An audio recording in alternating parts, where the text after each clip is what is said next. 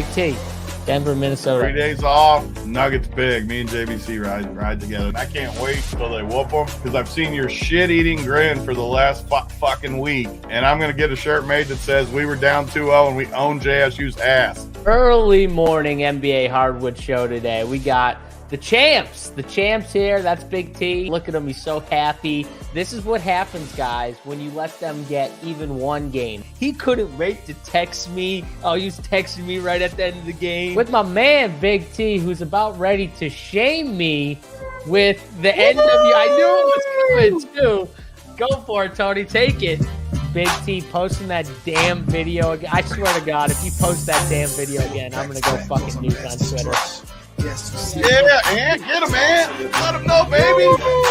We're back for a little NBA Hardwood, and I got my man Big T and Big Ant behind me here. So I don't want to go too far. There was a familiar tweet that really got me going. I just want to share it with everyone here. Oh, can't wait to see it. I actually like that. This video is longer when you're on the other side. This video is fire right there.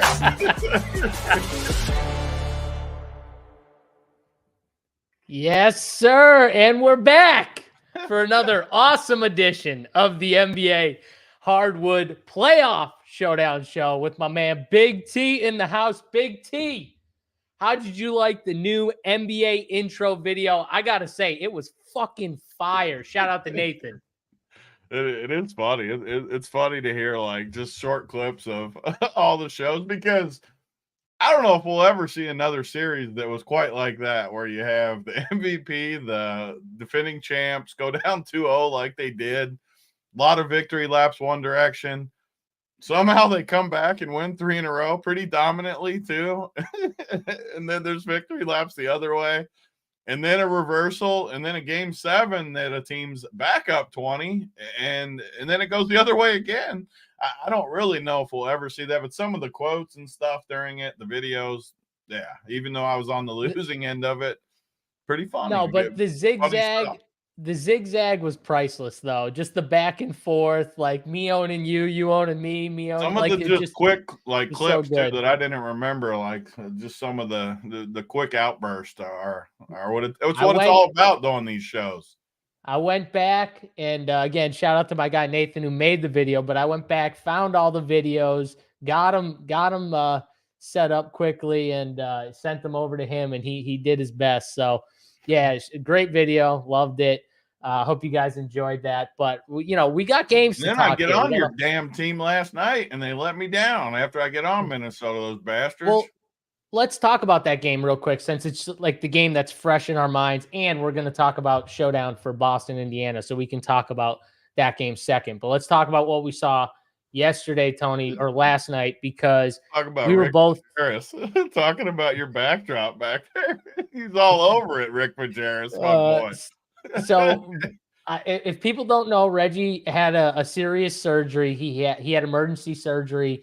And so they pretty much had to, slice him open, and he can't like run, jump, or anything. So I had to cover my couch. Oh, he saw the cone, not the backdrop. I gave him too much credit. Cone. I gave him too much credit. That's why I brought it up, because I couldn't believe he took that from the backdrop. He saw the cone though. Not as funny now. I thought he saw the backdrop.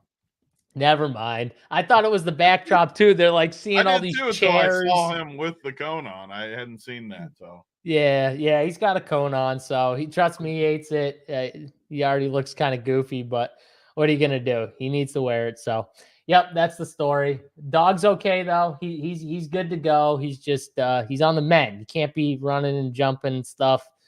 Because I can't bring him back there and spend another God knows how much more money I'd have to spend to get him fixed up again. So, yeah. Back to the game, though, Tony, at hand that we watched. And you said it. You got on my team. I was on Minnesota. And to be honest with you, I thought they were the better team watching the game. But there were some critical errors that they made, in my opinion. And one thing that was obvious was Ant was exhausted. And this is one thing that I don't know if it was just game 7 and, he was just coming off all that adrenaline and just kind of hit a low point and he was just really tired. But what it felt like to me was he was chasing Kyrie's ass for, 3.5 quarters. And in that fourth quarter, he was dead. I mean, the visual of him being that tired, Tony, I can't remember a guy on the basketball court, like any guy, honestly, look that exhausted, especially a superstar, to where they're like passing the ball to someone and going to the corner for some possessions. And that's honestly why they lost the game, in my opinion. If like my honest, truthful opinion, Kyrie and Luka were amazing. They had something to do with it. But Ant being tired, having your best player defer because he's that exhausted, you're not winning a close game in the fourth quarter against Luka and Kyrie, who are awesome offensively. You're not winning that game. I don't care who else you have. The funny part is that one of the things that reminded me of was LeBron, actually, my boy LeBron, in my favorite game ever, being exhausted in the Golden State Game 7. The Kyrie shot only happened in that game because LeBron was exhausted. The block happened before that. Yep. And let's face it, LeBron was freaking amazing in the series, but he was gassed at the end of that game. He needed Kyrie to make a shot and save his ass. And that's me saying it as a LeBron guy. But you need something. And, I mean, Jokic, how long ago was that, Tony? That was a while ago, too. You're talking like that. Year was it? 2016, maybe they won it? I don't remember. Whenever they beat Golden State, whatever year that was. Had to be 2016 probably. But whatever it was. And then Jokic was just exhausted the other night, too. But I couldn't believe Ant, which honestly shows how good he's been, because he's doing so much on D and O that he should get tired. Like, anyone's going to get tired having to do that. So, yeah, I mean, I was definitely shocked, but they were still in there, and they still had a chance to win. The problem in this series, and we said it on the show too 2 days ago, is just you got to see these series open up a little bit and see how they play out. They're going to have to make some adjustments like you always do. I mean, you don't want to play close games, first of all. And I know Ant is awesome in the clutch, but if you're playing close games against guys like Luka and Kyrie, I mean, that's what they do. That's what they, if you told Dallas right now every game's close in the fourth going down the stretch, they'd be like, okay, sign me up. We'll play till the end of time, close games, because those guys are killers. And Ant's a killer too. I'm not saying he's not. But Kyrie and Luka are as good as it gets in clutch time, and part of it is how Minnesota is going to defend.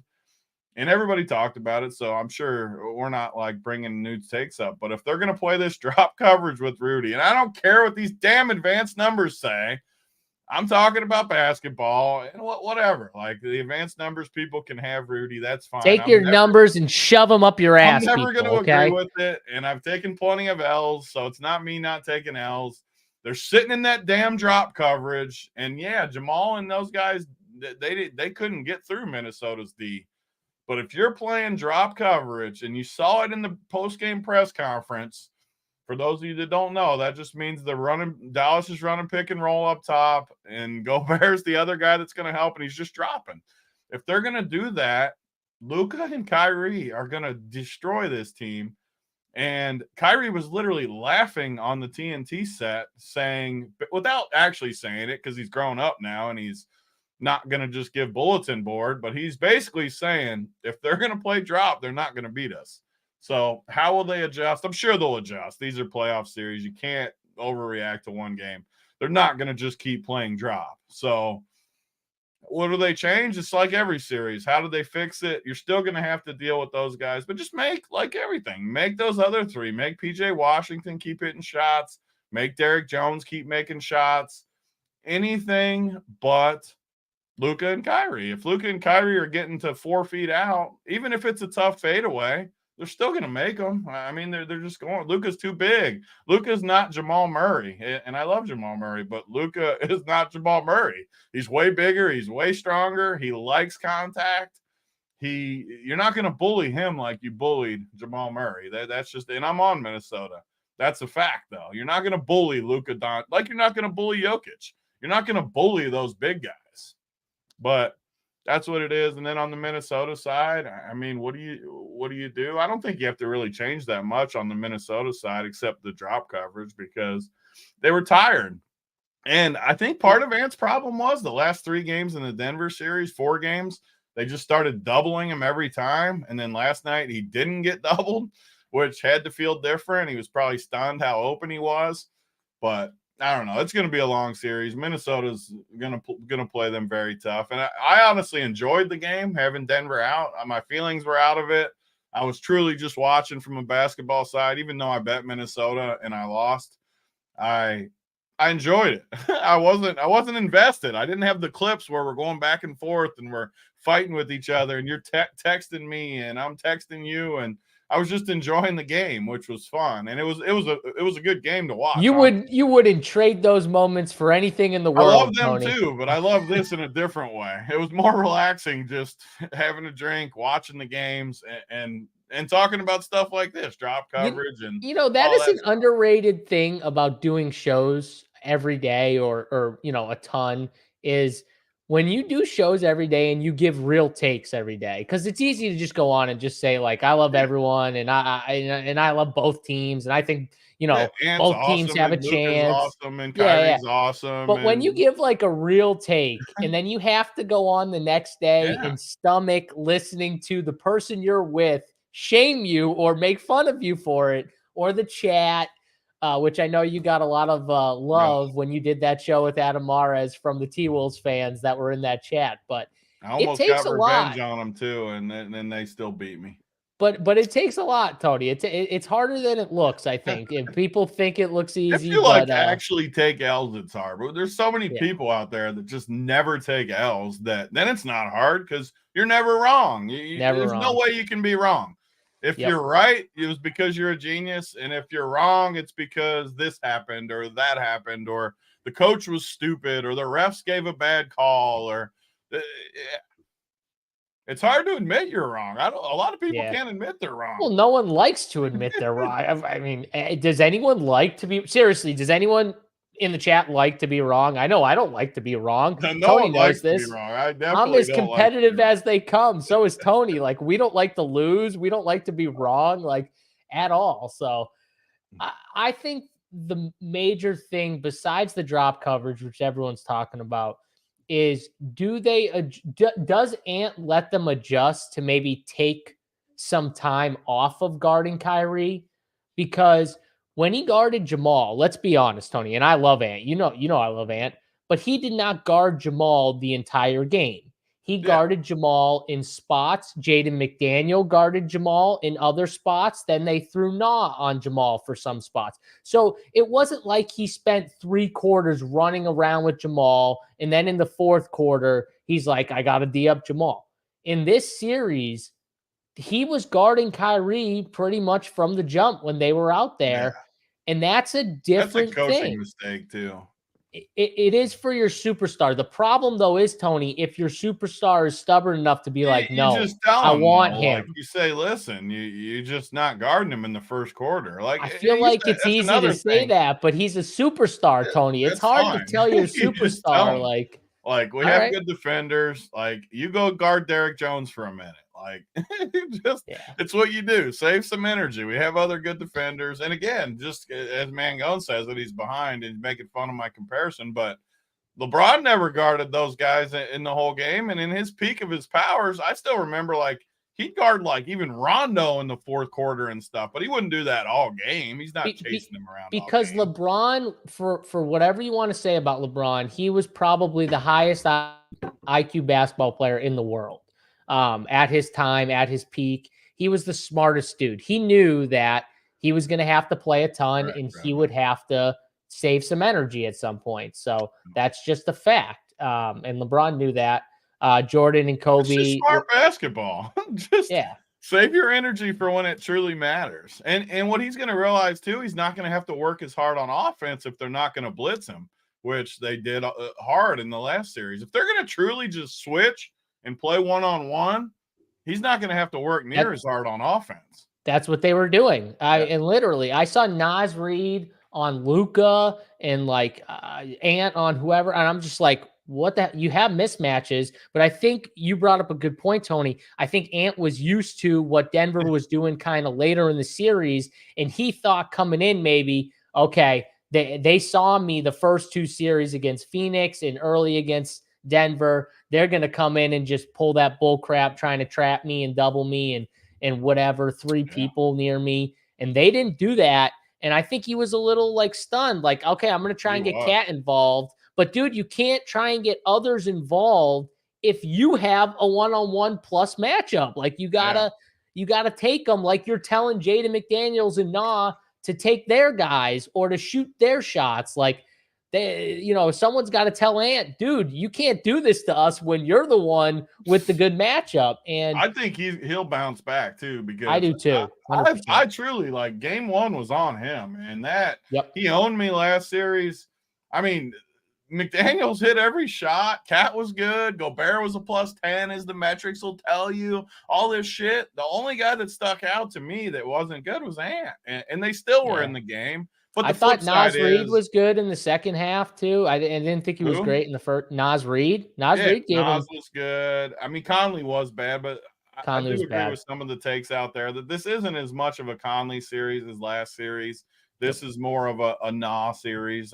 Draymond Green thinks it's a Kyle Anderson series. Or a Kyle Anderson series, which I do. He looked good. The problem with Kyle Anderson, and this is why these shows are fun, because we're down to 1 game, is like at the end of the game, and they said it on the cast, I like him, but you can't have him throw it in when he's a non-shooter. His shot is literally I have an ugly shot. That guy has the ugliest shot I've ever seen in my life. It looks like a baseball pitcher. Like, what is that?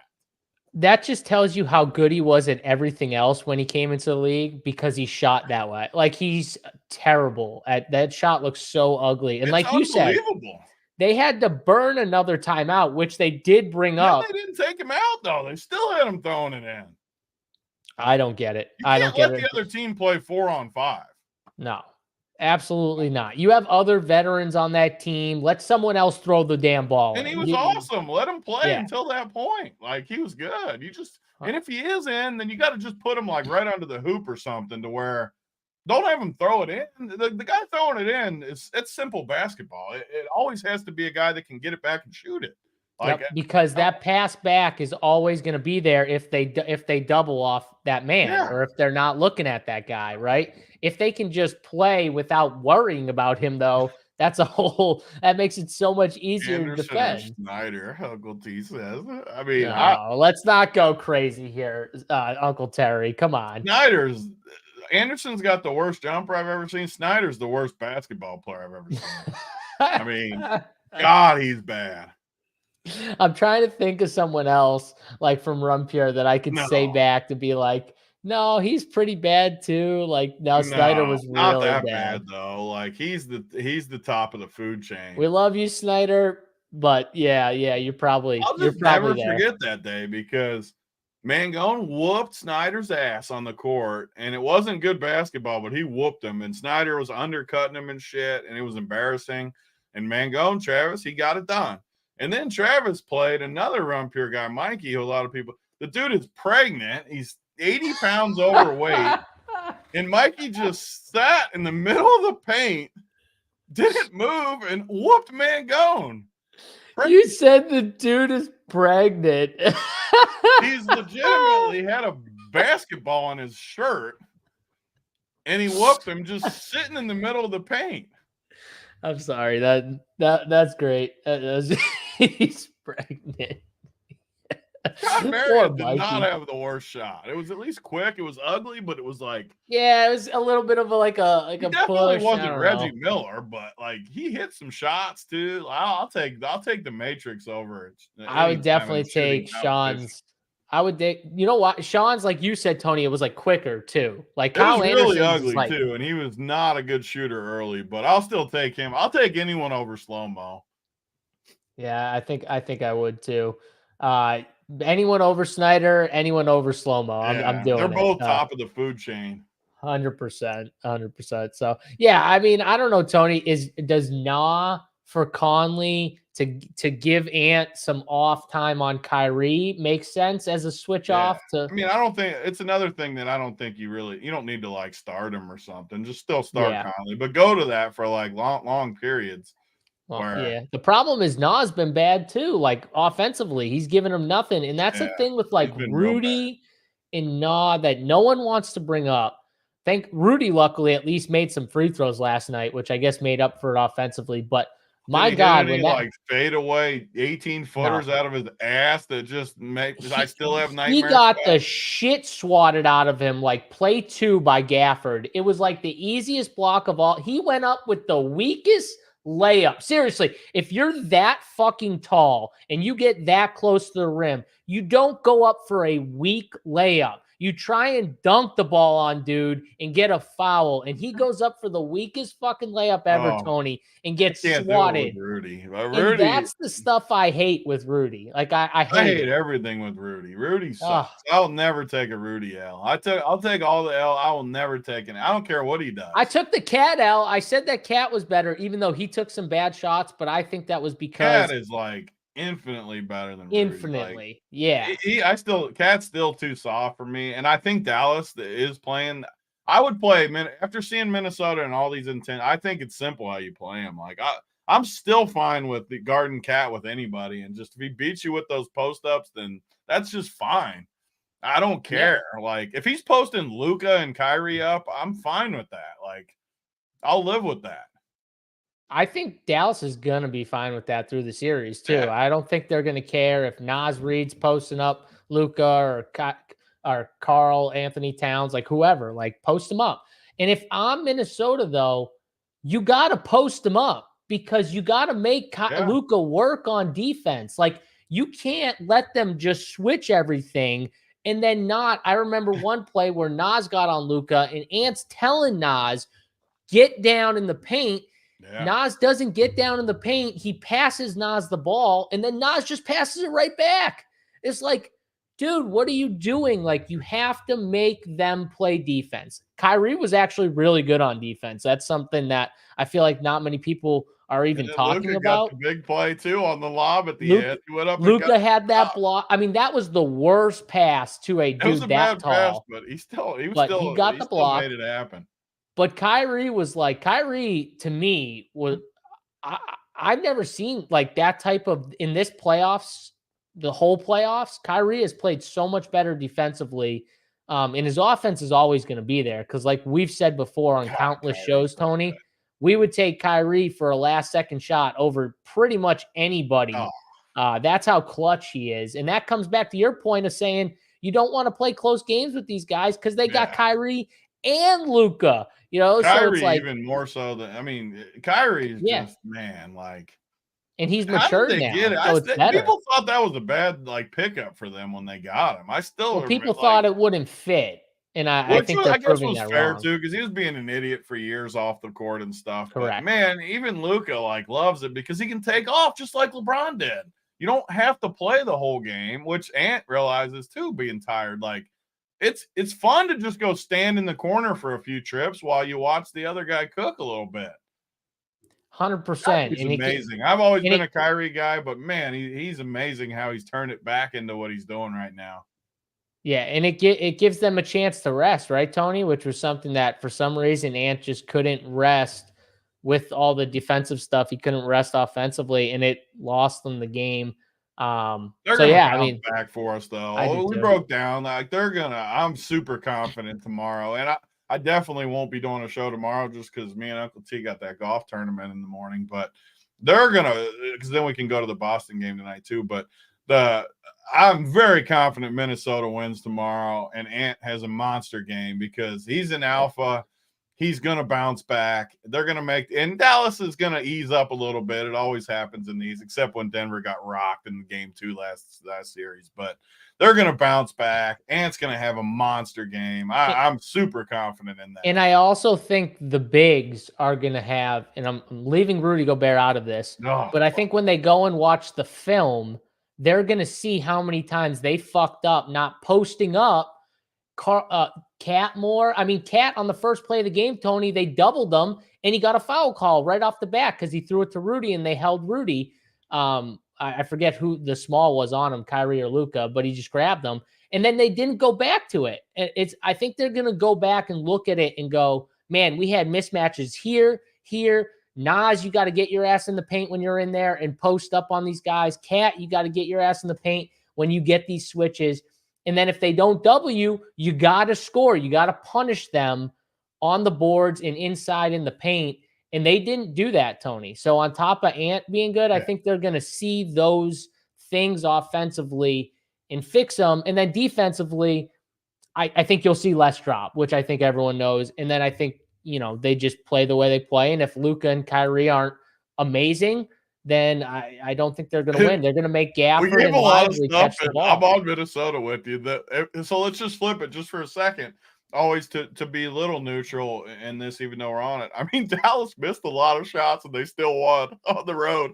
Luka was horrible in the first half. That's what I mean. Luka was great in the second half. You should still feel pretty good if you're Dallas, because they definitely didn't play their best either, and they got a W. So I wish I could show one of the threes that I remember Luka just bricking, and it was like a fastball three that he just and it was a straight line drive. The one he did was wide open too, if it's the one you're talking about. It might be the one I'm talking. I wish I could show clips on here. I would just start pulling up clips left and right. It's just I was like, whoa, Luka, something's wrong with Luka.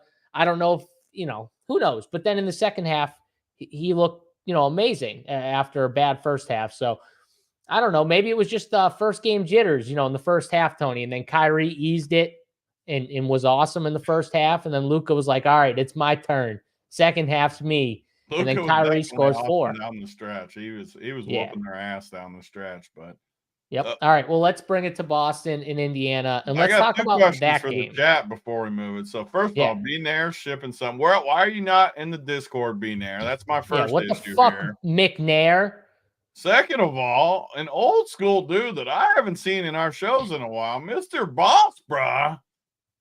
I remember you from all over the place, but I haven't seen your name in here in a long time, and you're in here. So welcome back, Boss Brah. So one of the other shows we've done for the play, I've seen him in here. Is it? So maybe it's just. I apologize if I missed, but I haven't. Well, maybe it's just the playoffs, like the showdown, like this series, pretty much. I love Boss Brah. So he's like an old school guy with us. Boss Brah. Well, obviously, you can obviously tell Tony if you have any bad takes he's had. Boss Brah, you've probably been watching, even though Tony hasn't noticed you in the chat. I have, but big fans of Tony. Tony loves you. Hopefully he says nice things about you now, Tony. You see what Tony's doing though, guys. He's trying to get some love. He needs some love from chat. Chat needs to give him a little more love. Maybe he'll do more of these shows. You never know. So, that's how the boss does things. If you don't show him love, he might not do as many of these shows. So we'll see on that. You know how you get more love? You pick more winners. You don't pick losers. Facts. And I've been picking some losers. So you got to pick more winners to get love. Well, the one thing we might have got Minnesota wrong in game 1, but the one thing that we got right was Boston and how they treat these teams that are inferior. Right, I bet the damn money line and I lost, so I didn't get it fully right. Our whole take was to bet the Pacers after the Boston goes on a run. They get up 12-0. Oh, you bet the money. I bet the 17.5 instantly. When that line went to 17.5 after that 12-0 run, I'm like, this is the time. And I just loaded in on the Pacers at 17.5. We should have got the damn money line too. And you have bigger balls than me. You hit the money line. I just have been betting the money lines all playoffs. Like instead of the spread, I just always do the money line. And they should have won. And I showed Tony knows the exact clip I'm talking about, but I showed it to him before we went live on this show because I'm like, how the fuck did this happen? It was with 27 seconds left, and it was that first turnover where Tyrese Halliburton dribbled it off his knee, I think it was. He went from right to left, and it was right off the left sideline out of bounds. There was legit nobody in front of him. He was dribbling up, no problem. I think his teammate was directly in front of him, and then Drew was coming up on the side, but there was literally no one in front of him. I don't know what he was doing, just lost concentration and dribbled it off of his knee, it looked like, out of bounds. Knee, and I'm just foot, sitting there like, same yeah, difference. knee, foot, who cares? I'm just sitting there going, though, how is Boston running this good? And then they get the other turnover after that turnover, Tony. And it was like the gods wanted Boston to win that game or to tie it up and to go into overtime, because it looked like the Pacers had the game won. I thought the game was over. You know what I mean? I'm like, hold the ball. They're going to foul you. Hit one free throw. You're up 4. It's over. You know what I mean? Like, it's essentially over. And then they don't foul. And I know you're going to talk about this, so I'll let you kind of get into it. But you got to foul Jaylen Brown in the corner. You got to grab him. You got to tell everyone, ref, the person in the front row, I'm fouling. Let them know. So they know when you touch that dude, it's a foul before he can shoot the ball. Yeah, I mean, I tweeted so much. It isn't just recently either. It's just always been that way. Just foul up 3. Like, and yeah, time does matter, but as long as it's like around 10 seconds less, I mean, just foul. There's no timeouts. Teams just never lose. I don't even get the flip side of it. So it's one of those things that, like, people argue back and forth. I just don't even understand the other side. You never see teams that foul lose. You always see teams that don't foul lose. I wish I had exact numbers. Like, there's no way anyone probably could pull it, but like, how many times people have lost games not fouling versus fouling? It's got to be astronomically different. Like, I'd be stunned if it didn't. So just foul. Carlisle, you didn't do it versus the Knicks. He said he was going to do it, but it didn't work out the other night. Either way, if it didn't work out, that's still on you. You got to let your guys know they're fouling. You got to switch screens. I just, how does he get that open in the corner anyways, even if you were planning to foul? Like, it's just, it shouldn't have come to that anyways. Get the damn ball in bounds, make a free throw, and then that doesn't even matter. So they totally blew it.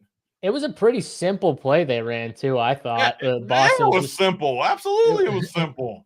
Like, how the hell do you lose Jaylen Brown, like, in the corner? And Jaylen Brown, I guess, said it to, was it Drew Holiday pass it? He told Drew, like, I'm going to be open. Like, he knew it. Like, I'm going to be open.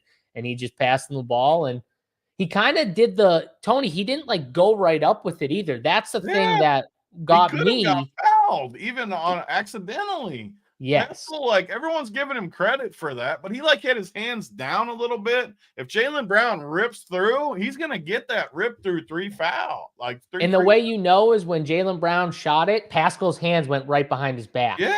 He knew that he knew it. He knew he almost fouled him. And this is when I got mad on Twitter yelling at people, because if say that was the case, why was his hands not up? Like, up. Don't foul, but get them up to at least contest. You're long. You can't land in their you can't be in their landing space, and you can't have your hands out in front of them. Like, like Tony said, like, just put your hand up. I don't know how that's not, like, embedded at the end of games. Like, dude, you can't. Was just absolutely butchered. There's just no other way around. And it sucks because the Pacers played good enough to win that damn game. They played better than Boston. Miles Turner was destroying Al Horford, absolutely destroying him. I think, Tony, you called it on the show that you love Miles on the show that we did, but he was killing them. Boston wasn't adjusting to it at all. He just kept dropping. Miles Turner kept fucking knocking down threes and just absolutely destroying them. And then Tyrese Halliburton, Siakam got on. I mean, Siakam had I knew it was, this is Siakam series. Boston's switching everything. If you switch everything, Pascal Siakam's going to get littles on him, and then he's going to take him down into the paint. And we know what he's going to do, Tony. He's just going to mid-range. And that's what he was doing. He was killing him with the mid-range. And if you send help, that's why he had some assists too. Because when they did send some help, someone was open. He was dishing it out. This is definitely, if Boston plays that way, which I assume they're going to keep playing that way, honestly. It's a Pascal and a Miles Turner. I think the only thing they may adjust is the Miles Turner thing. I don't know if they're going to keep letting Miles Turner have those looks that he's been getting. Everybody gets open looks against Boston, though. It's part of the it's part of the thing. That's why I still think Indiana can't blow games on the road, but nobody got better looks than them all year from three, and Boston gives up threes. If they make shots, and they didn't even shoot like that crazy good either. If they're gonna have games where they like make all these shots, and it's so disappointing that they lost because I still think they're closer in this series than people think. And we get a good number, but man, it sucks when you blow a game because you got to think Boston's better tonight. And I mean, Boston's we've talked about it for 4 years now on these shows.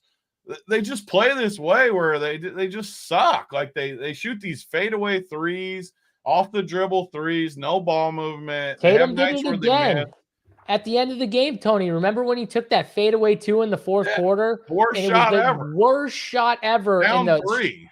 Yeah, and down 3 in the shot clock, I think, went back to 14 after the miss, right? He got the ball, and he just went right into his shot. Like a fadeaway, literally the worst shot you can take is like a fadeaway mid-ranger like that. And that's what he does. That's what they do at the end of games. They get like that, and yeah, they obviously won, so everyone's going to be like, oh, yeah, they still won. They find ways to win. That's great. Eventually, though, this type of play is going to screw them, Tony, whether it screws them against Indiana long-term or it's going to screw them against Minnesota or Dallas when they play those guys. Because I'll tell you right now, when they get into those close situations against teams like Minnesota and Dallas, who've got clutch guys, defense, that's going to be an issue. You're not going to win all those games when you get against those teams. Maybe against the Pacers, not against teams like that. I think Boston's in trouble, and they've struggled in game 2s in every series. They've lost. I think they've lost all game 2s, Tony. The Pacers should have won last game. I don't know why we're not betting the Pacers. I mean, I am betting them, but yeah, I hate just losing a game like that. Man, I just think I'm going to bet the Pacers all series, though, because the prices just aren't going to dictate how close it should be. Like, it's just closer than these numbers. And the way Indiana plays, they're just going to get open shots. So I don't see why they wouldn't make them.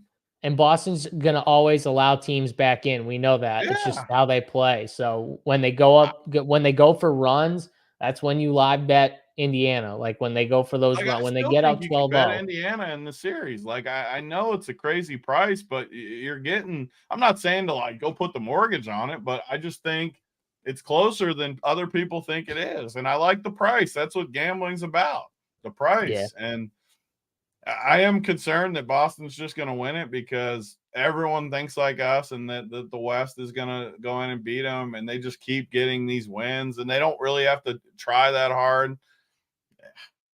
I'm still mad at them from not beating Golden State when I loved them a few years ago. Don't even talk about it. They couldn't close that team out. They couldn't close Miami out multiple years.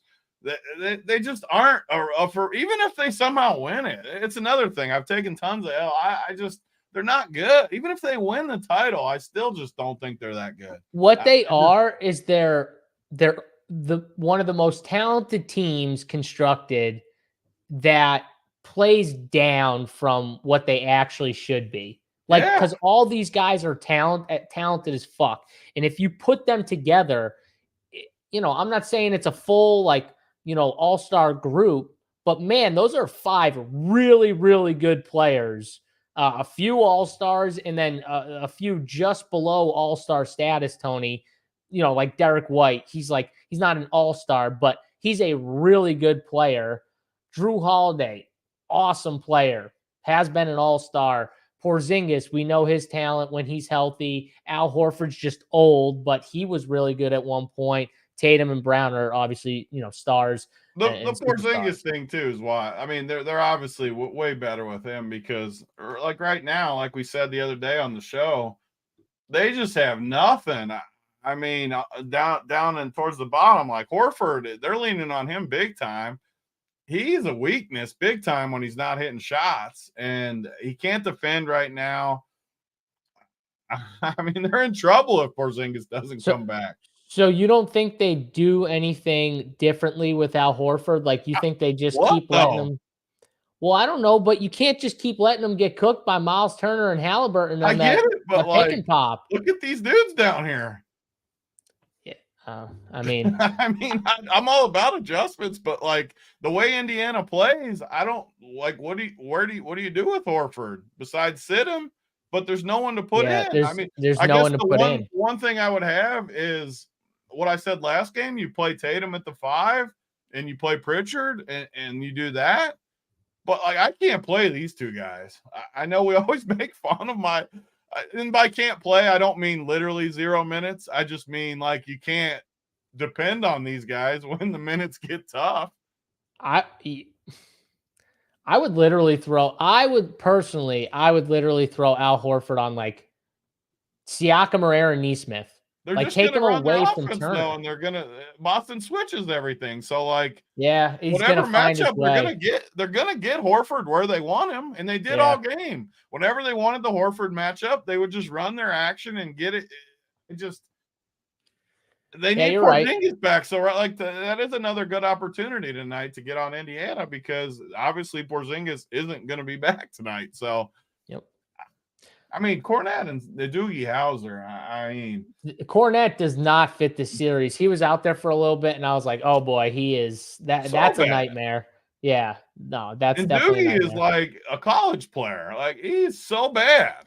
Yeah, he's not another guy that shouldn't be out there. So take those guys out because there's no way I'm playing those guys. This is like the reason why I don't love Boston. And Porzingis makes it one good player, and he stretches the court, and he can block shots. And I'm not even a huge Porzingis guy, but compared to what they got, he adds a ton of depth and stuff. I mean, look at this roster. Like these guys, man. Your favorite player, Peyton Pritchard, is their 6th man right now, Tony. Yeah. That's your favorite. That's your favorite player, Peyton Pritchard, right there. 6th man for Boston. I know you love that. So, it's just not. I definitely like him in this series because they're going to need him for sure in this series. Yeah, well, they're definitely going to need him. It's just that's not what they need, though. They need someone like Porzingis, like you were saying, that can come and. Like they need someone like that, and that's not going to. Peyton Pritchard's not alleviating Al Horford, right? Like that's the problem. And all those other guys on the bench, none of them can fix the issue. So they're going to struggle all series with this problem. One other thing too, like Tyrese Halliburton in the first half, like he wasn't really scoring as much, Tony. Like the second half, he turned it up a little bit, but like I think, and I loved Siakam last game. I think this is a big Halliburton game. I think he starts from the jump. He knows, kind of like Ant in a way, if I'm Halliburton, I think I lost the game because of those turnovers, especially the one that was just absolutely egregious where like he's putting it on himself as the leader. I think he comes out hot. And I think they're more worried about Turner, so they try and get out on him quicker. When they run those pick and rolls, he's going to get mismatches on those, and he's going to be able to exploit them to the rim or threes for himself. So I'm going to be bumping Halliburton a little bit. I didn't like him as much last game. Obviously, he still had a good fantasy game. He outdid what both me and you thought he was going to do. But I'm going to go back to him here. I think this is a spot.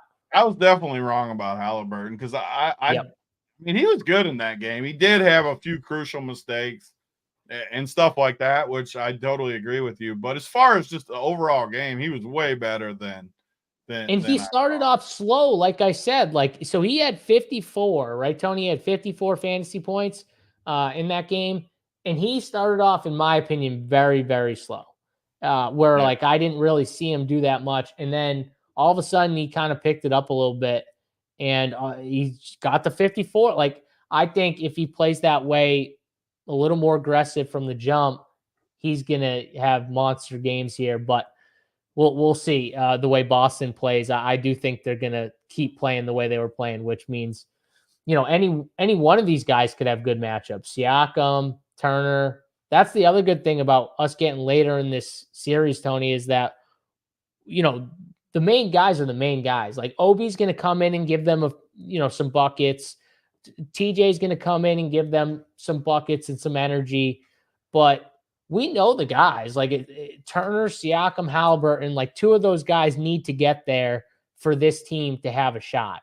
And it's the same thing with Boston. Like outside of Peyton Pritchard, it's the starters. Like it's the if you look at what the starters did, it was literally all the starters for the most part that did everything. Drew Holiday was amazing. That was something I kind of felt it and I said it on the show. I was like, he looked like he was trending in the right direction from the last series previous. And the later that they go into the playoffs, I think the more they start to lean on someone like Drew Holiday, who is a veteran, they got a few veterans, but he's more of an accomplished veteran than what they have. And he's been there. He's done it with another team. So to me, I think he's another guy that we slowly got to look at. He's still going to have down games, but Indiana is a great spot for someone like Drew Holiday, I feel like, who can rack up rebounds, assists. He can do a little of everything. He's another guy that I think we just have to be a little higher on as we get later into the playoff run for Boston. Yeah, I mean, it's just going to have to be that way with those guys. Derek White, Drew. I still think I was pretty right with how we ended the show last time, where these Boston guys, you just need 4 of them, I think. And the dude in chat was like 4 Indiana, 2 Boston. These minutes from Boston are so freaking secure. Especially the 2 guards and the 2 studs. I mean, those 4 dudes are going to play so many minutes. And the 5th spot, I mean, in the chat, they're like, Tillman's back. Tillman's cheap. You can definitely throw him in the bucket of guys that could play over Cornette. Absolutely. They could play him over Cornette. Yeah, it's still like a limited, like where you can put him in definitely. But those 4 dudes are going to play so many minutes. Indiana is very obvious too, I think, where they didn't really go to the bigs, Jackson and whatever the other dude is who I already took off. I forgot. Jalen Smith. Goggles, dude. Yeah. Jalen Smith, yeah. Yeah. So, I mean, you got the same type thing. Like you said, they're going to want to play these 5 starters, which makes TJ a little tougher, especially now that they're down 1 game.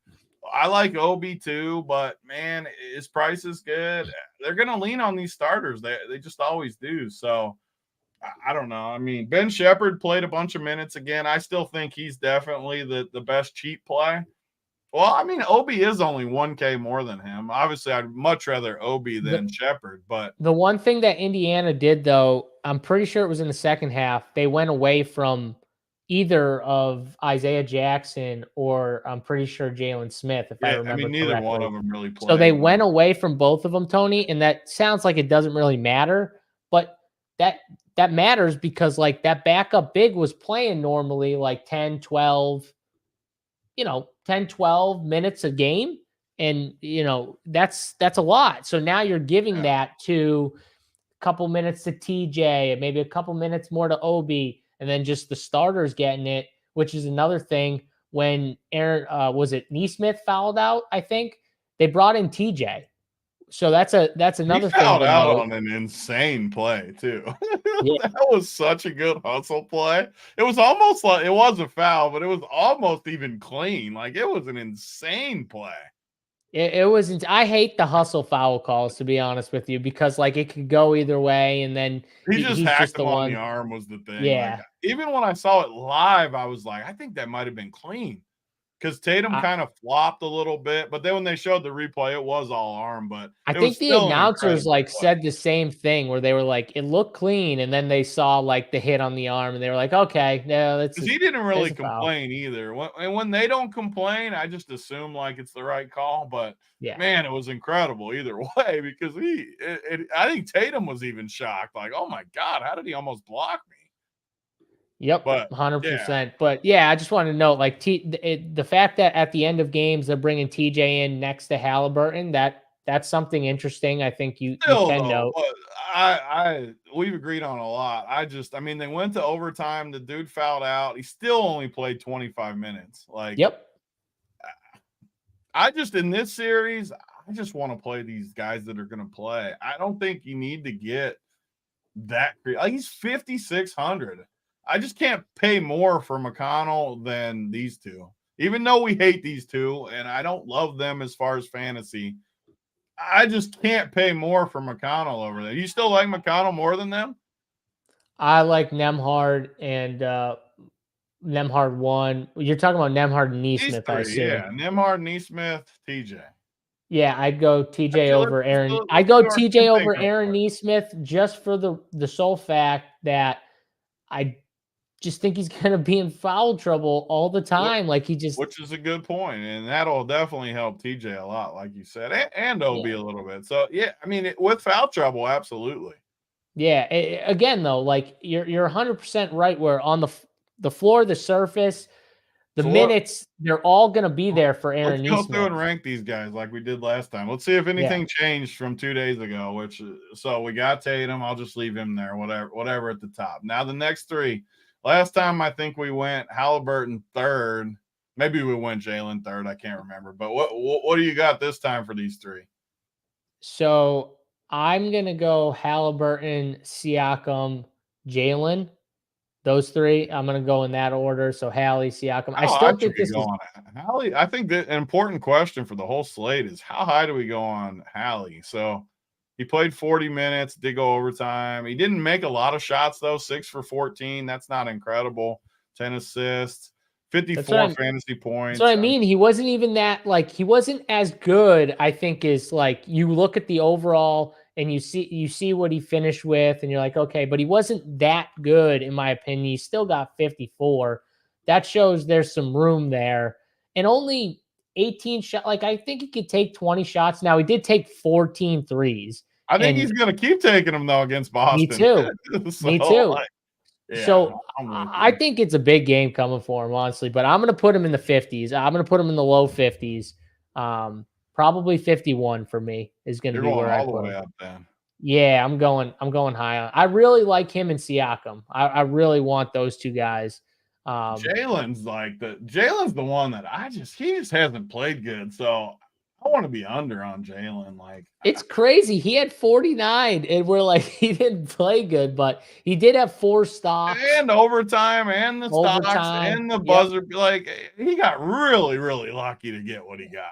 Like, yep, 100%. I agree with you. He's definitely 4 in the, the top 4. I need to go a little lower on Pascal. So yeah, okay. So I think I got the same rankings as you. 40. Okay. Like in there. So the next range, White, Turner, Drew, just those three. Those three are in a class of their own. So are you going Drew over those guys? So I think it's so funny actually when you look at what all these guys did, because in my head, Derek White played worse than what he finished with fantasy wise. I'm actually like kind of shocked that he scored 42, and I played him and everything. You liked him too. He was my captain. I did lose because I played him in the captain, though, just because other guys were good. Yeah, but other guys were really good, though. Like Miles Turner at 46. Drew Holiday at 50-something, 54. So that's going to happen when you play Derek White and he scores like 12 less than guys that were they both lower than him? Miles might have been just ahead of him. To this. I don't remember the exact, but it was similar where they're the same range. But you're not going to win when that happens, though, right? When they outscore him like that, so. Especially in Showdown where, I mean, everyone has all of these combos, so. Correct. I think what I want to do is I'm probably going to go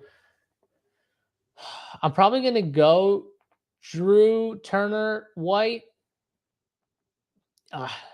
It's such a tough range, but that's probably what I'm going to rank them. What are you going to go? Good plays for sure, which is why it's tough. Are you going to go White? I am, just because I'm just going to stick with it for the series and not really change. I don't see much change in between these. I'm actually stunned that they were similar, but it did go overtime. They played a lot. I think one of these guys is going to bust each game. I'm sticking with that. And I'm not saying it's going to be the same guy every game. I think one of them is going to crush and the other. I'm going to stick with White, though, and then Turner and then Drew. But I'm going to actually go White ahead of Turner, though. That's one thing.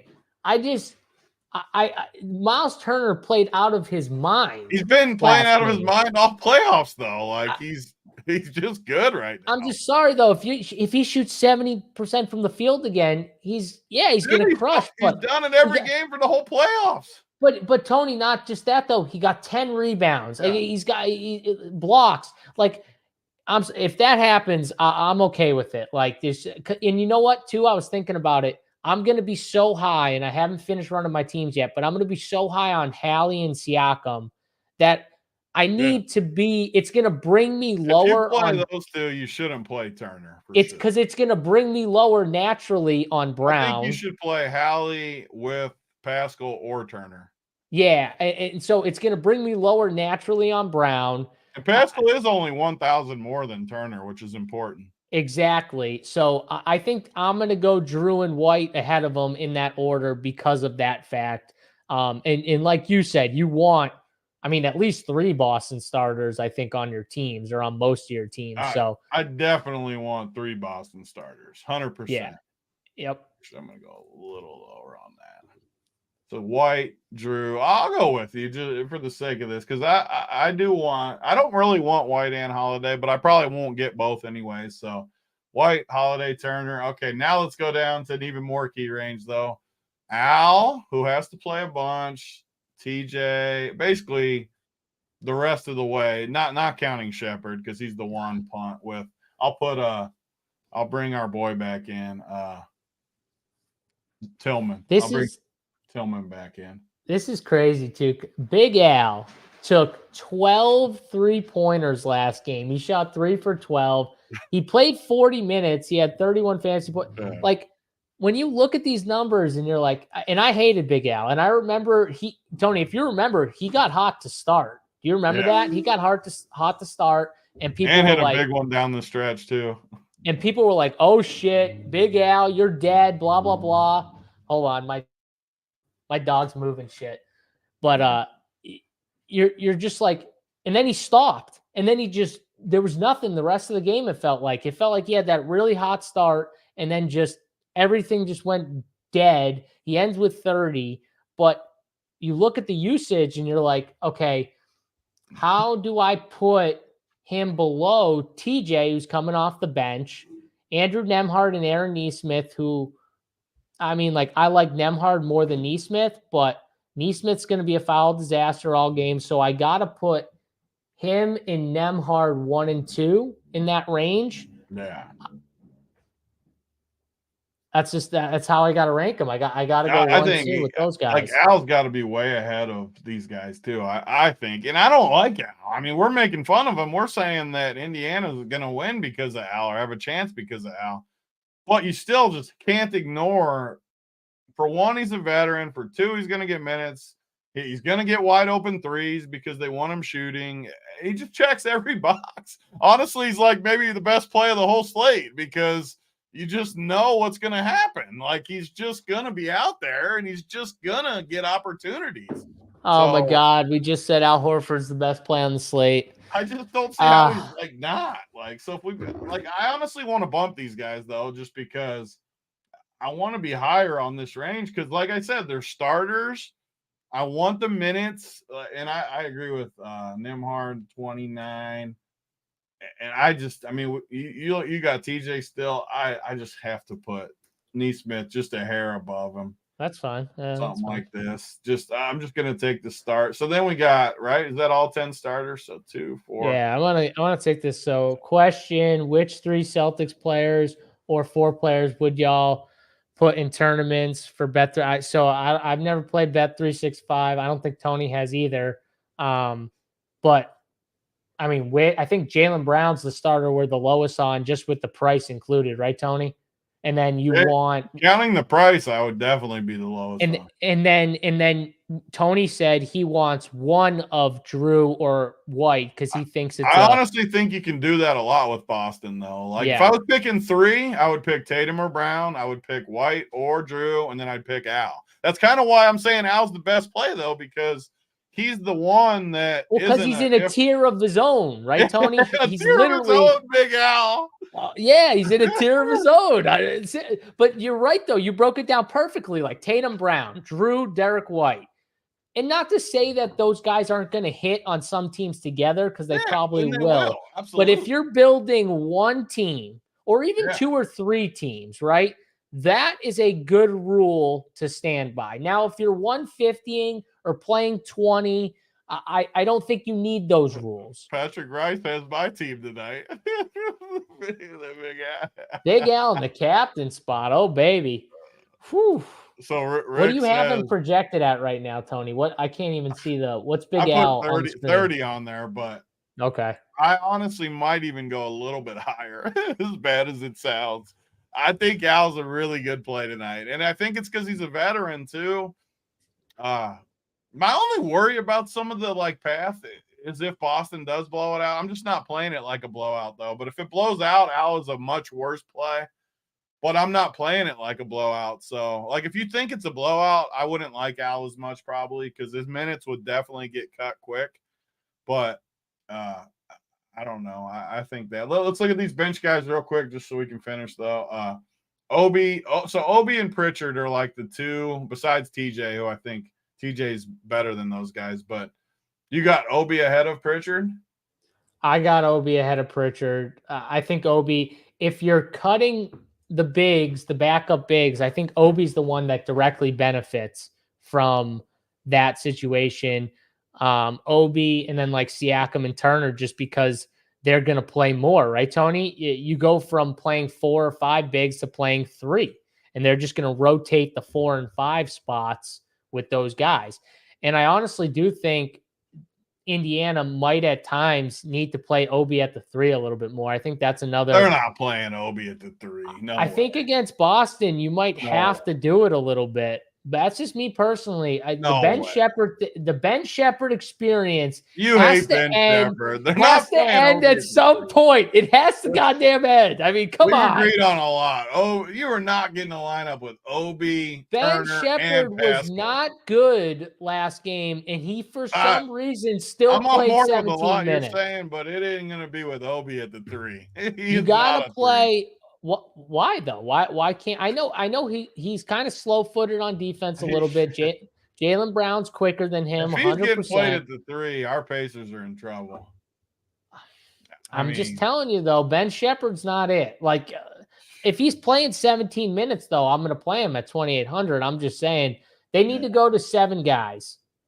Indiana wants to win a series. Though. They played him every game of the playoffs. I know that, but they need to stop is what I'm saying. The key to the whole thing. So how much do we think Tillman plays? It's actually very important on this slate because he's 2,000 and we got a bunch of dudes. So if you can punt, say we thought, how many minutes did Cornette play? 13. So let's say Tillman gets those 13 on top of, even though we think it's close, if it blew out, Tillman would get that too. So just say in theory he was to pick up Cornette's minutes in this series, he could easily be the best play of the slate at 13 to 15 minutes. Yeah, I mean if he plays 10 minutes, he's the best play on the slate. What do we project him at though? What's a reasonable projection? Here's the thing, not that Tony, it matters. I don't love this bottom range. And I think the only guy you can reasonably towards the bottom, I'm not counting Obi, obviously, because at 3.8, he's clearly the best cheap guy in that range, under 4K.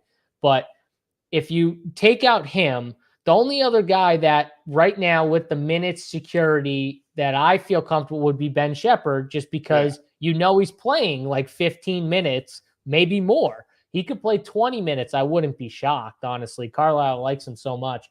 But Sam Hauser, no thank you. Luke Cornette, we think could lose minutes. That's why we're talking about Tillman. Isaiah Jackson lost playing time because really the series, I feel just doesn't fit him or Jalen Smith. He might play 4 minutes again, Tony. Just enough to give Turner a breather. Yeah. But just enough to give someone a breather, maybe, Tillman, I could see actually taking the minutes. Yeah. I'm not saying it's 100%, but I think I want to project him over those guys I just talked about. I want him to hit. I don't want Doogie Howser. I just don't want him. I'm not playing Doogie. I refuse. So I'm lowering him. I'm lowering Isaiah Jackson. Like I think Isaiah Jackson is the one that's a little tough for me because if he did play 10 minutes, You love that guy too. That's a well, guy yeah, you but got his jersey in your closet and you haven't admitted it. well, I will say I did win a lot of money on this guy at one point, like couple That's when why he then. That started makes sense. randomly. Yeah, he won me a ton of money. I hit him for like doubles at like 22-1. I think this was that. You know what it was? The year we went to the finals and like the whole run Oh, I just pure. heard the year we went to the final. You're back? You're back, baby. No, we went to the NBA finals for DK. Me, you, we Oh, were in you it. meant like Me, actually went. yeah. It was in Denver, right? Like, yeah, it was in Denver. It was that night. We hit Isaiah Jackson at 22-1, I double. thought I you were remember talking about Boston, like no, your I boy. remember like sending it to my family, like my brothers too. I was like, this is the best part. You got to hit it. And they all hit it and they all won. So they were all happy. And yeah, it was a great time. So it sticks in my head. But either way, he's probably not going to play a lot, so you probably don't want to play him. So I think I want Tillman over these guys, Tony. Honestly, the chance of him at 2K possibly taking minutes, I'm going to take some risk with. And if he doesn't play, he's 2K, and you talk about it all the Zeros time. have won though. So I was going to Zeros answer have this won. first question to bring it in. So why are we playing Tillman? This is the key, and this is why I like showing it on SaberSim, because this is why you have to project each range, because you got 3,800, 2,800, 2K. Way different projections. So when you run the optimizer and when you're building teams, you should do it like this. If you can get Shepard or Tillman, you're always playing Shepard. But maybe that 800 gets you, I don't know, from Drew Holiday to Jaylen Brown or something. Whatever the thing is in the optimizer, and the same difference as you go up. Shepard, obviously, I'm playing Obi and Pritchard over Shepard every single time, but you might not have that extra 1,400 to make your team work. So you have to project it all the way down. And even if you project Tillman at 0, you still need a 2K guy in just to have him in, just because of the combos it gives you. So, yeah, what happens if Tillman's the Anderson from yesterday? I think Tillman's a good play tonight because Kornet can't play in this series, like JSU said. Big old goofy dude against all athletic guys. It's not a series for next series. If they play Minnesota, that's more of a series for Kornet, where that'll fit him to a T. That'll be much better for Luke Kornet. I think Tillman. I'm still scarred from Tillman just a little bit.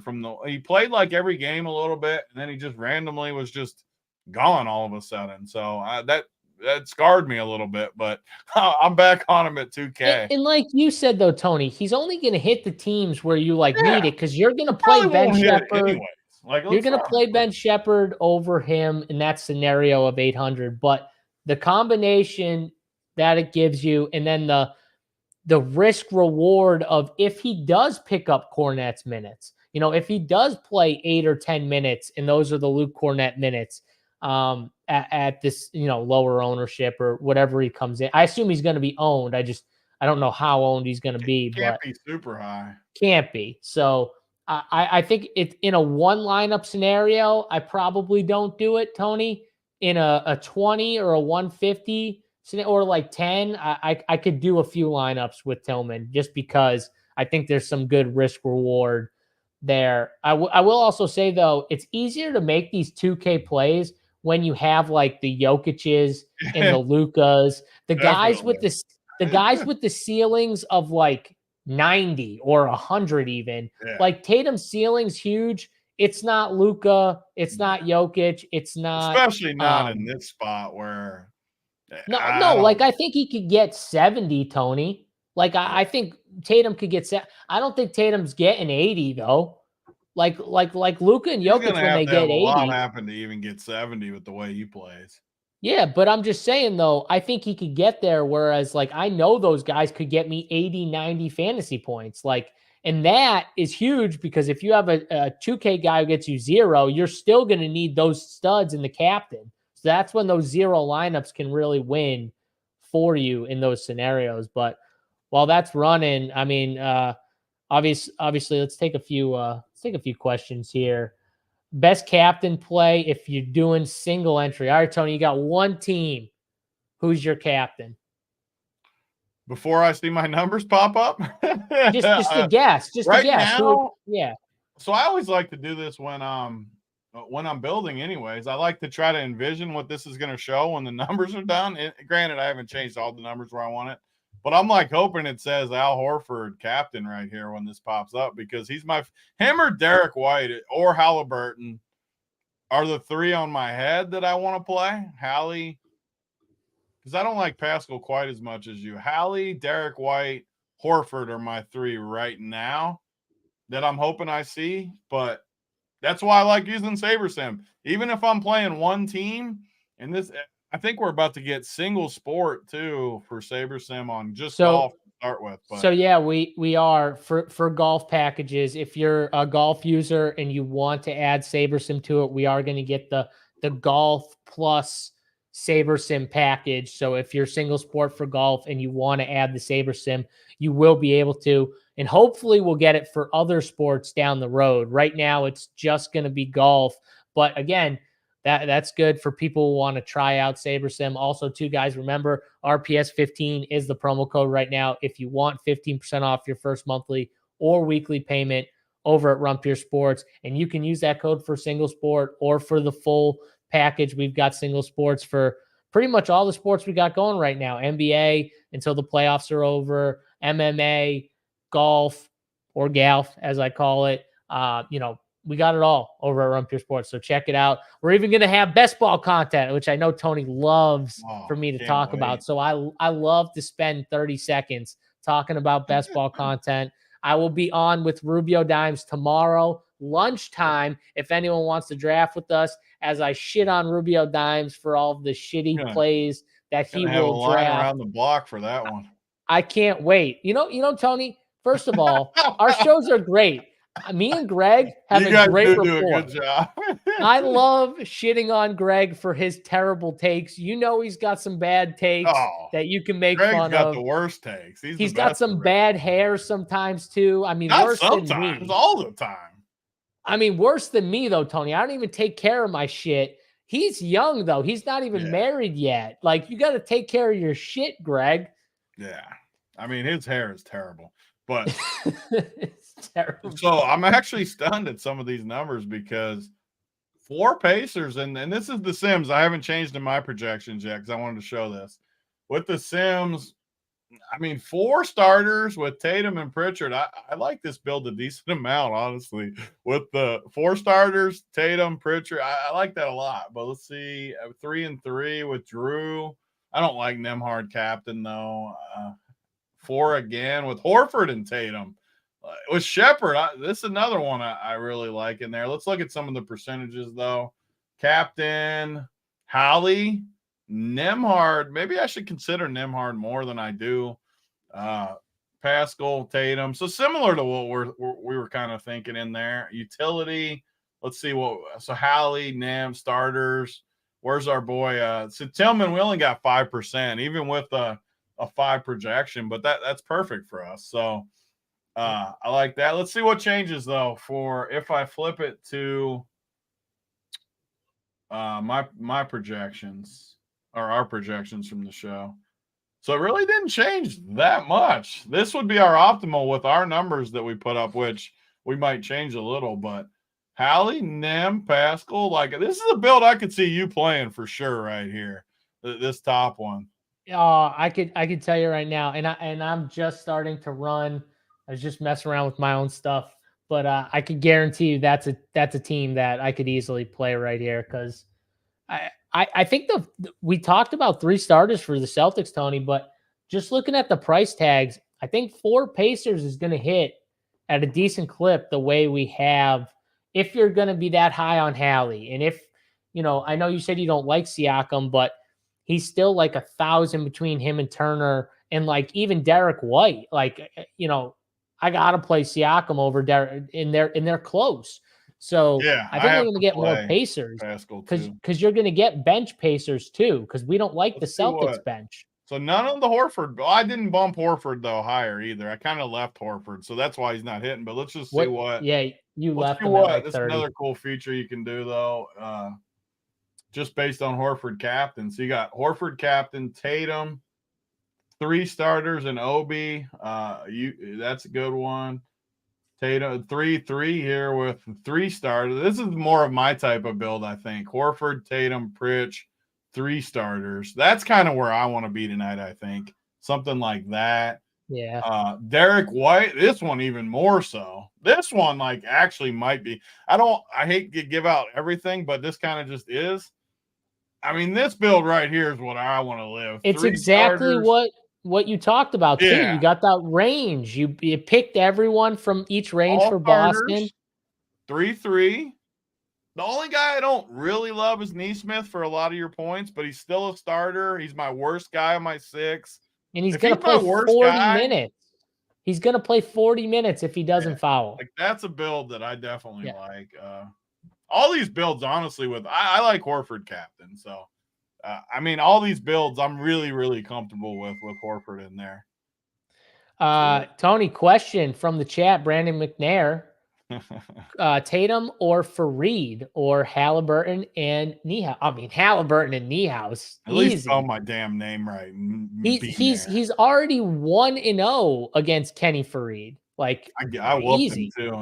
That's a fact. I whooped his ass. He loves telling me this story, by the way, chat.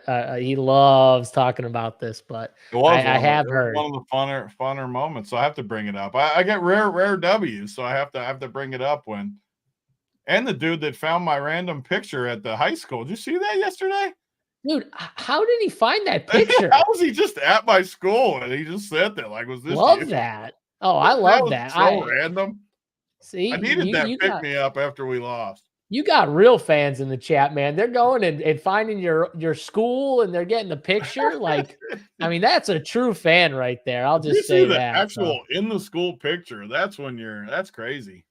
Yeah. Yeah. Bad clothes. He didn't even Rubio. know I was from Colorado. So, well, right. he found out. He found out real fast. So, all right. Did you? We got the teams done. Let's give out our favorite plays here. You know, you talked about your favorite captain. After running your numbers, did you have a change in heart? Is that the captain you're going with, or was there someone you like better? I like Al captain. I can almost. I'm going to change a few of my numbers just because I need to think about it a little more after we get off. But I can almost guarantee I play Al captain just because I love the builds. I want 3-3 tonight. I think unless I don't really want 4 Pacers. These Boston guys are just going to play too many minutes for me. So I might honestly just set my build. I never do this just to do 3-3 tonight. Because I really like the idea of, like we said, Tatum or Brown, 1 guy. White or Drew, 2 guys. Al or Tillman, I'd even say, as my 3rd, like a cheapie, or that's 3 Boston right there, and then 3 Pacers starters. That's where I want to live.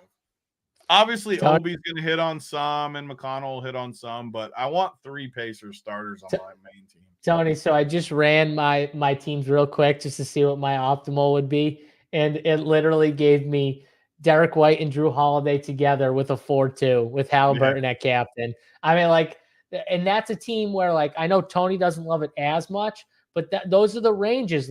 I'm super high on Siakam and Halliburton, so it's going to take out Brown and Turner a little bit because I'm higher with White and Holiday. So it just gives me that team. But I actually do really like that team because it does give me a lot of what I want. So people asking about FanDuel, Tony, 2-game direction. I think the 2-game direction is the same direction that we gave the prior show, which is load up on this game.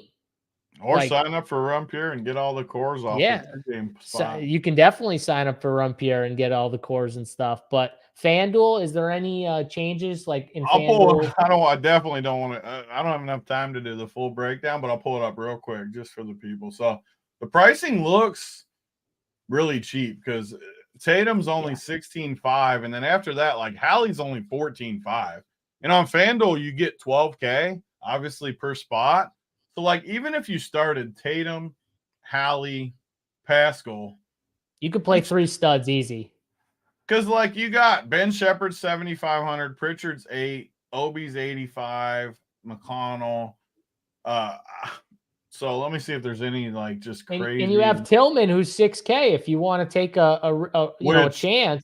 I think there's a lot of value in that on FanDuel to do something like that, but I'm still going to go the same route. So just because we can talk about the whole FanDuel. So real quick, I like Halliburton and Tatum top 2 for sure because I don't like Jalen much. Pascal, even for the way I want to build, because I still want minutes. I can't really play Pascal unless I play him over Tatum or Hallie. But just for the sake of this, I'm not really going to go to Turner. Derek White. I think you can play him with Tatum or Hallie. I like on FanDuel. I think you can make that work. Yeah, but you're down to 77.50. Like I'm not. No, playing. Tillman. Put Tillman at 6K. Yeah, but I mean, then you're still freaking. You're talking Tillman and Nice. I can't even get Nimhard on that build. No, but I'm just saying, like, you can have that build. You can freaking play those guys. I mean, I might play those guys. Go fuck yourself, okay? To have to play. I want Hallie, Tatum, Horford as my. Horford's going to be my pro for sure. No matter what I build, Horford's you love Horford tonight. That's going to be you're riding or dying with Horford. Like, that's going to be your play that gets it done. Then I put Tillman. Who does it get me? Shout out to AK Prime. He is a member. Just wanted to make sure. He says JSU core today. Appreciate you. And Vince asked the question that I feel like that's an easy answer for you. How do you guys save your spots and enter sim for Saber Sim so close to lock? I mean, Tony's the master at it. How do you save your spots and enter sim for Saber? Because once I already closed down SaberSim, but once you save your CSV on SaberSim, it literally takes you, even with running this. I mean, you just watched me run the Sims. It took 3 minutes tops. I mean, maybe less. And if it really becomes a time crunch and you don't have time, you can always just run it as a normal simulator or optimizer. And next time we do a show, Tony,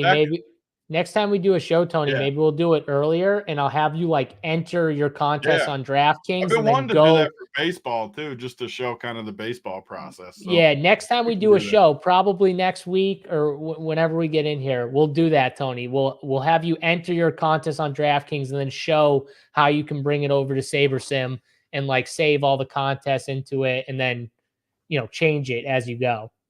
Because you can change like different contests too, right? Like you can. You can do a ton of stuff. Because obviously tomorrow's Friday. We're not going to do it tomorrow. We'll do it next week for sure for the people before the finals, 100%. So everyone can see it before the finals and stuff. My FanDuel though, Halliburton, Tatum, either way, flip. I might put Halliburton up top just to be different, but Halliburton, Tatum, Horford, Nimhard, Obi. That's my FanDuel. I got Halliburton, Tatum, Drew. My FanDuel.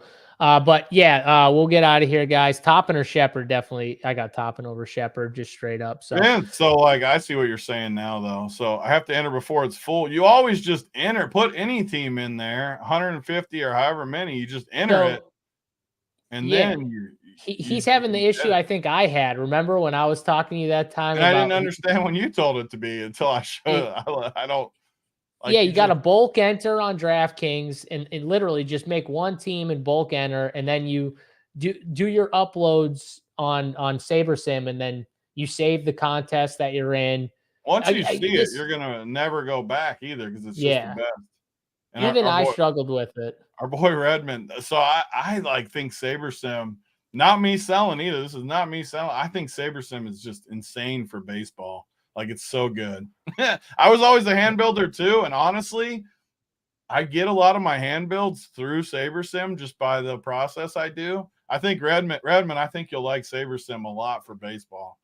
It's really, really good. But we'll do it. And it's super easy. Honestly, easy. I've even done it for baseball a little bit. Just playing like these 20 maxes or the 150 mini max, just trying to like test it out a little bit. It's like, it's so easy to do. So we'll do that another show. Maybe we'll do it for all the sports, Tony. Whatever's on for the day, we'll just show everyone how we do it on DraftKings. Maybe even just Monday we can come on and do both.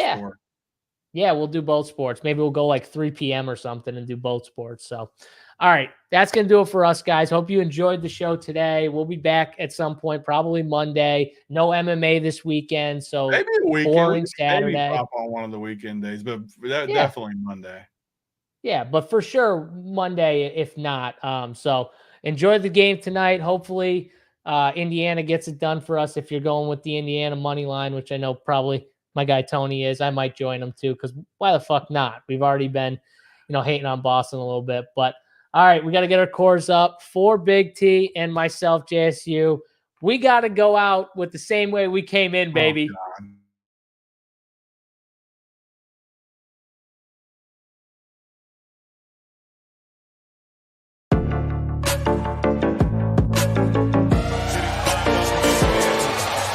Big T, Denver, Minnesota. 3 days off, Nuggets big. Me and JBC ride together. I can't wait till they whoop them, because I've seen your shit-eating grin for the last fucking week. And I'm going to get a shirt made that says we were down 2-0 and we own JSU's ass. Early morning NBA Hardwood show today. We got the champs here. That's Big T. Look at him. He's so happy. This is what happens, guys, when you let them get even one game. He couldn't wait to text me. Oh, he was texting me right at the end of the game with my man, Big T, who's about ready to shame me with the end of you. I knew it was coming, too.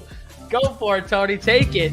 Big T posting that damn video again. I swear to God, if you post that damn video again, I'm going to go fucking nuke on Twitter. Yeah, and get him, man. Let him know, baby. We're back for a little NBA Hardwood, and I got my man Big T and Big Ant behind me here. So I don't want to go too far.